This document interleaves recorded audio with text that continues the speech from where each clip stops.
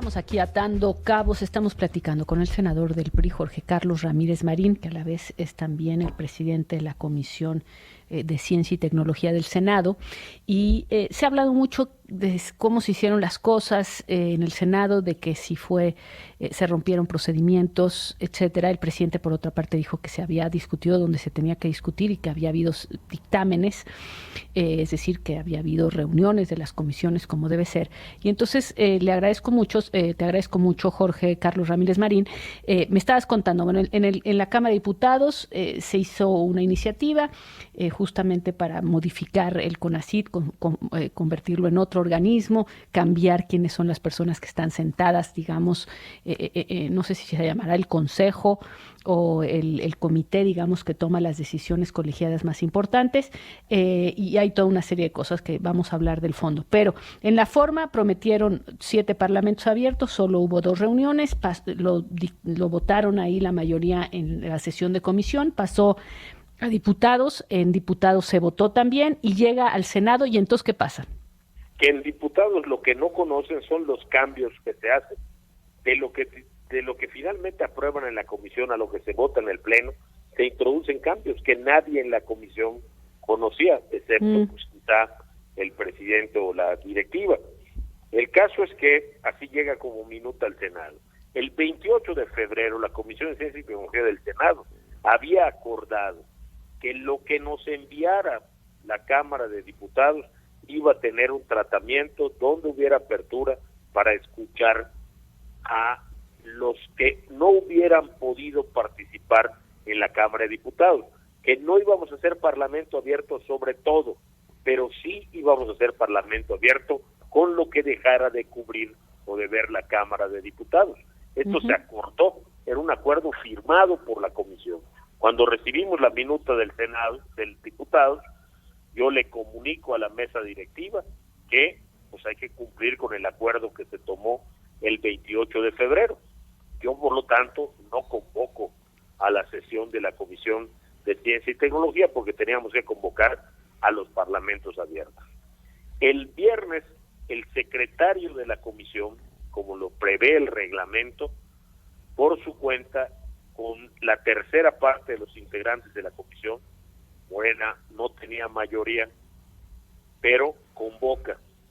No puede convocar con una tercera parte, necesitaría... No puede convocar con una tercera parte. ¿Tendría que hacer cuántos? Tendría que tener la tercera parte. En el caso de los 11 que éramos, con 3 o 4 era suficiente, y sí dábamos, convoca, pero no se reúne el quórum. ¿Cuánto se requiere que sea el quórum de la comisión? En ese momento necesitaban ser 6.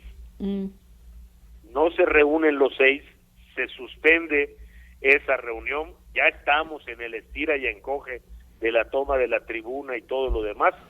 ¿Y tú, Jorge, hablas con el secretario? Es decir, pues es alguien con quien trabajas y que conoces. El secretario me habla y me dice... Voy a convocar.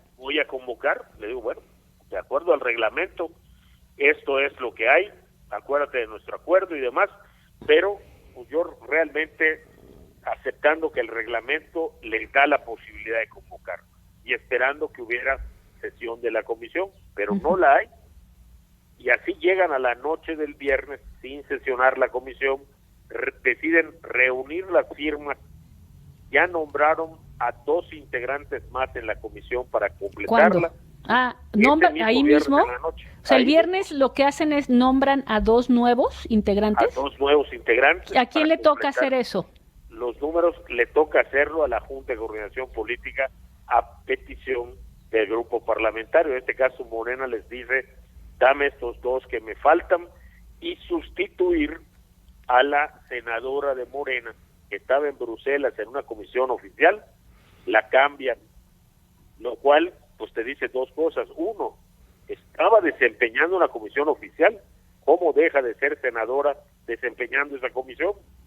2, cómo firmó y cómo remitió su firma para pedir su licencia. Y 3, pues la nueva integrante de la comisión obviamente tampoco tenía ninguna idea del dictamen. Y los dos nuevos, con la mayoría que tiene Morena y sus aliados, sí pueden decidir que de repente una comisión tiene dos nuevos integrantes. Sí, claro. Ok, entonces, digamos... Con 65 votos pueden aceptar nuevos integrantes de una comisión. Ya. ¿Y cuándo lo votaron? Porque ¿en qué momento votaron eso? En el primer asunto que resuelven en la mesa del patio esa noche es ese: introducir a estos nuevos integrantes de la comisión. Y entonces, más que reunión, no es una reunión de la comisión, sino es nada más le toman firma a una mayoría de los integrantes de esta ampliada Comisión de Ciencia y Tecnología. Exclusivamente. ¿Por qué no hubo reunión de la comisión? Porque hubieran tenido que convocarnos a todos, sí, y nosotros no tuvimos ninguna convocatoria.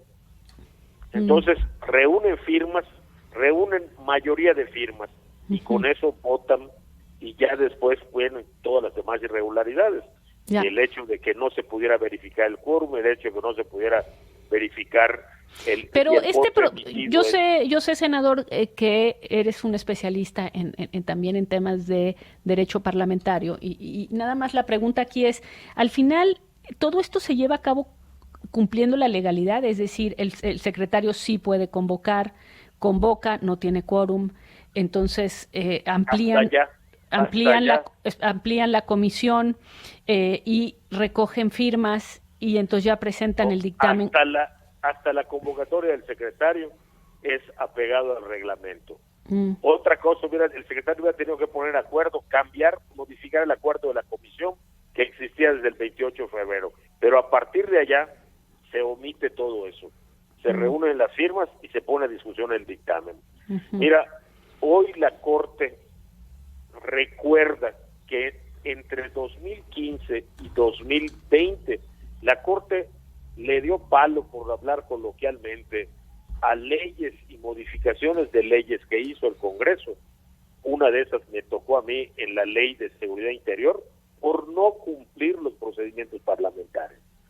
La Corte ha sido exigente en eso, y a todas luces, o sea, a la vista, aquí no se cumplieron los procedimientos parlamentarios.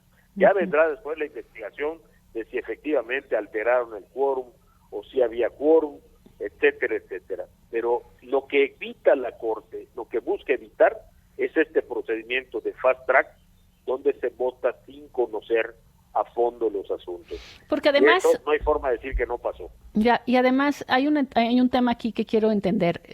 El viernes, cuando pregunté en el calor de lo que estaba pasando, y me dijeron, no, es que también van a votar reformas constitucionales, y dije, pero ¿cómo? Si no tienen 2/3 partes. Me dijeron, pero es que son 2/3 partes de los presentes. Si ya abrieron si están en sesión en un sede alterna, y pues sí tienen 2/3 partes de los presentes, puesto que los presentes todos son del mismo grupo, digamos. Entonces, ¿podrían haber cambiado toda la Constitución? Por supuesto. O sea, si no cambiaron toda la Constitución... Pero cumpliendo los requisitos. Por eso la Corte exige que se cumplan los requisitos, porque de esa manera no puedes hacerlo como finalmente lo hicieron, encerrado con los tuyos y ya. Por ejemplo, ¿ustedes recibieron convocatoria para la sede alterna? Sí, porque la tienen que publicar en la Gaceta, y se publicó. O sea, ¿qué hora les dijeron, se publica en la Gaceta que hay sesión, que va a haber sesión en sede alterna y que es en el patio? Terminando su reunión con el presidente. No recuerdo exactamente la hora, pero ha sido como a las 9:30. ¿Por qué solo Xóchitl va allá y no los demás? Yo creo que la principal razón es que Xóchitl llega en bicicleta, porque incluso los que se animaron a ir, el acuerdo era permanecer cuidando la tribuna aquí. La idea de Xóchitl, a la que se suman varios, veo que finalmente llegan pues mucho después 2 más, pero Xóchitl tiene la gran virtud de que se traslada en bicicleta, aparte que Xóchitl es Xóchitl.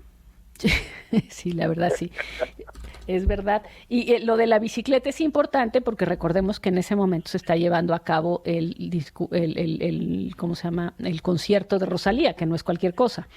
Y habíamos acordado hacer los posicionamientos aquí, y efectivamente, a sabiendas de que iba a pasar, porque ya no daba tiempo para las comisiones que faltaban, a sabiendas de que iba a pasar, dijimos que se queden solos.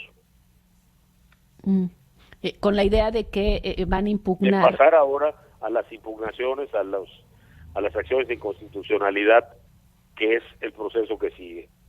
Ya, que es echarle a la Corte, sí, pues que es tirarle a la Corte un caso más, digamos, ¿no? Pero bueno. Es que lo que nunca vamos a cambiar, y eso es importante que el público A ver, permíteme un segundo, Jorge Carlos Ramírez Marín, senador del PRI, permíteme un segundo, voy a una pausa y regresamos para terminar esta conversación. Ya volvamos. Estamos aquí atando cabos y pues agradeciéndote mucho, Jorge Carlos Ramírez Marín, senador del PRI, presidente de la Comisión de Ciencia y Tecnología del Senado, y pues que nos platica un poco lo que ocurrió. Lo que sigue pues es la impugnación ante la Corte, y bueno, pues lo que decía yo antes, nada más ir una pausa, pues a la Corte ya le cae todo. Y entonces pues sí, hay una enorme tensión y presión sobre la Corte. Sí, pero lo que te decía yo, que no va a cambiar son los números. Eso solo los pueden cambiar las elecciones. Y los números del Senado son inamovibles 6 años. Así es claro. Que lo que cuenta es que la minoría tiene 3 alternativas.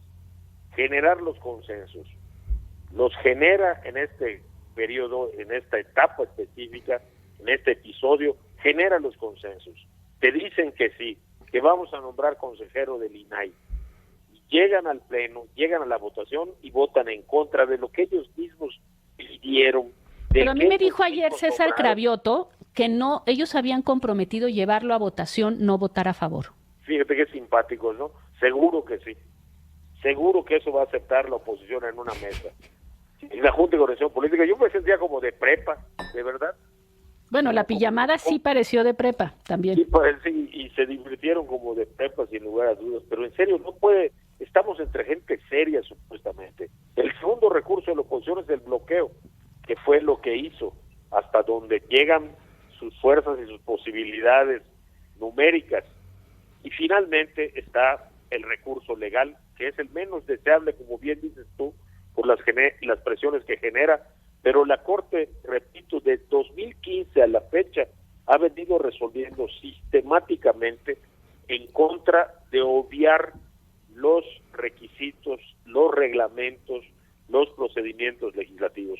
Porque esos procedimientos parecen engorrosos, pero tienen un objetivo. No, bueno. La verificación de que la voluntad popular está reflejada ahí, que es lo que se quiere. Sí, no es cualquier cosa. Es más, el procedimiento es parte integral de la ley. No es. Así es.